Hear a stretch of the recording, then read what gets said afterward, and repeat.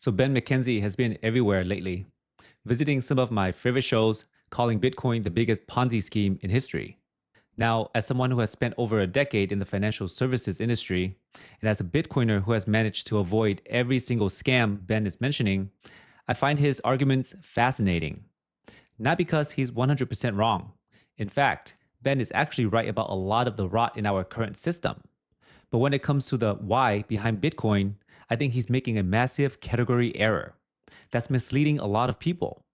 So today, we're breaking down 5 specific arguments Ben made on PBS firing line. I'm going to separate the signal from the noise and show you exactly where we agree and where he's getting the economics fundamentally backward.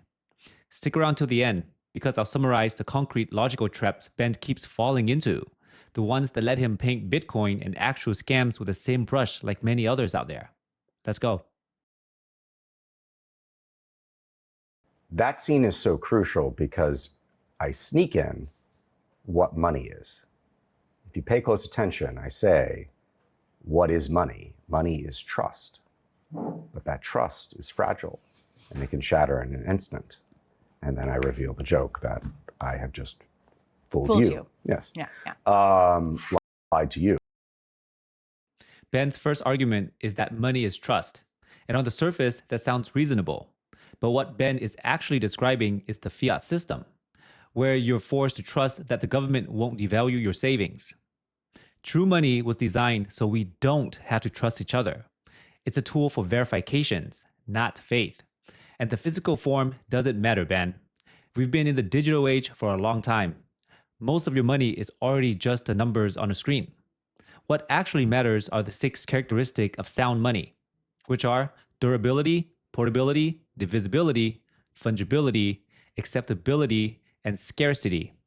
The first 5, fiat handles those fine. But scarcity, that's where it completely falls apart. Since 2008 financial crisis, the scarcity of the dollar has been systematically deleted. In 2020 alone, the money supply exploded by nearly 27%. When you can print trillions at the push of a button, you haven't preserved money. You've turned it into a tool of dilution. So to be clear, money is only trust in the fiat age.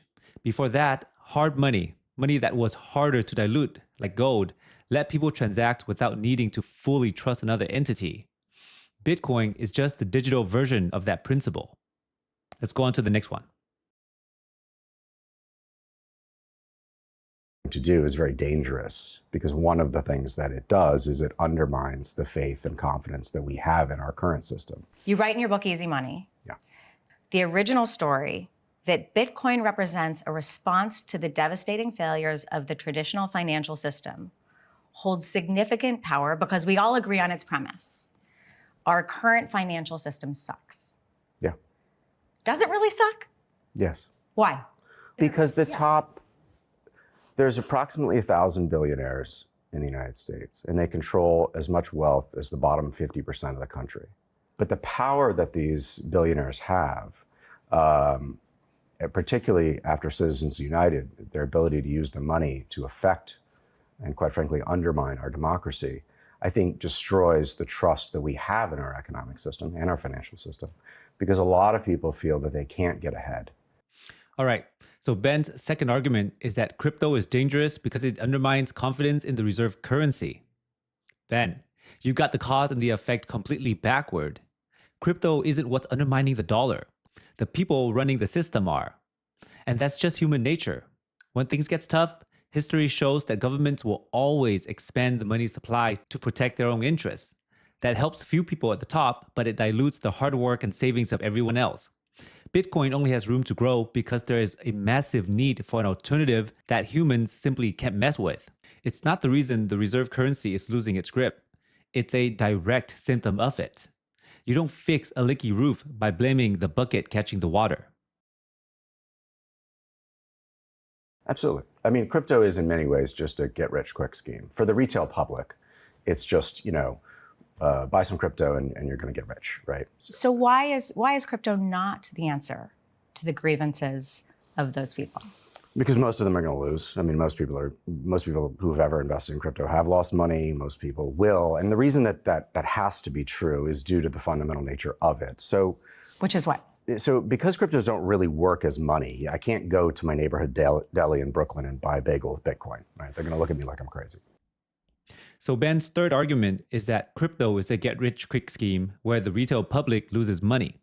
If most people losing money is the standard for calling something a scam, we'd have to shut down the individual stock market tomorrow. Data consistently shows that the vast majority of retail investors lose money trying to pick individual stocks. They buy at the top, panic sell at the bottom, and they don't diversify. But we don't ban buying stocks. We call it market risk. It feels pretty dishonest to single out crypto for a behavior that plays out in every corner of the economy. Now, I actually agree with Ben that 99% of the crypto world is full of scams and junk.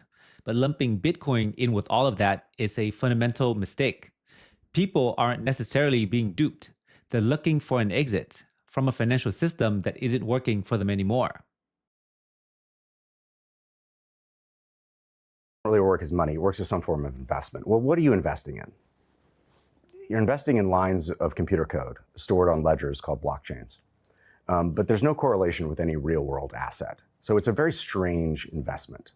You're basically investing in the idea of Bitcoin and the idea that other people will value it. Well, in economics, that's called greater fool theory. You're basically hoping that you see the price of something going up, you buy it because you think it's going to keep going up and you can sell it to a greater fool than yourself. But that's a fun game until you reach the peak and then you're the biggest idiot left holding the bag. Crypto can't be anything other than at best a zero-sum game.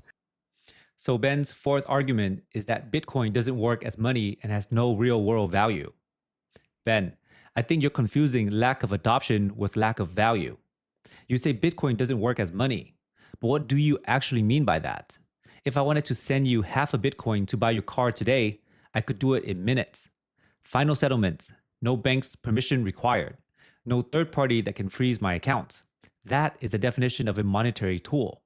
And when you say it has no real world value because it's not a stock, you're making a category error. Bitcoin isn't a company, it's a network. Its value comes from being the only network on Earth that cannot be censored, diluted, or shut down by a government.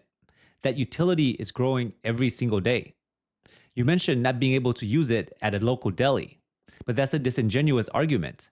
Apple Pay launched in 2014. Starbucks didn't fully accept it until 2016. Did that mean that the dollars inside Apple Pay weren't real money in 2015? Of course not. It just means that the technology was still scaling. Bitcoin isn't a greater fool investment.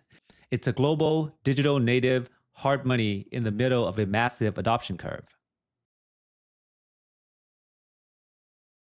Cases. It's gambling and it's crime. And the crime is a very important part that we really need to focus on, particularly at this moment, because what crypto does is go around the regulated system, right? You're not using a bank to send this thing of value. You are using the blockchain. Now, who does that appeal to? I mean, quite frankly, it appeals to criminals by and large. Could you use crypto for a good purpose? Sure, it's a tool. But let's just be honest, the amount of crime that's facilitated via cryptocurrency is staggering.